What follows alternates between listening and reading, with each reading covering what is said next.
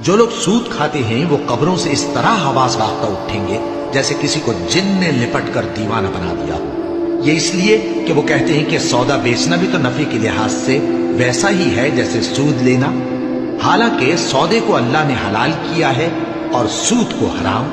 تو جس شخص کے پاس اللہ کی نصیحت پہنچی اور وہ سود لینے سے باز آ گیا تو جو پہلے ہو چکا وہ اس کا، اور قیامت میں اس کا معاملہ اللہ کے سپرد۔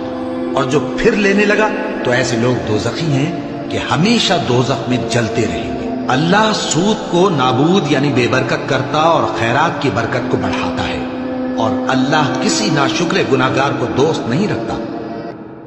جو لوگ سود کھاتے ہیں وہ قبروں سے اس طرح آواز باختہ اٹھیں گے جیسے کسی کو جن نے لپٹ کر دیوانہ بنا دیا ہو۔ یہ اس لیے کہ وہ کہتے ہیں کہ سودا بیچنا بھی تو نفع کے لحاظ سے ویسا ہی ہے جیسے سود لینا، حالانکہ سودے کو اللہ نے حلال کیا ہے اور سود کو حرام۔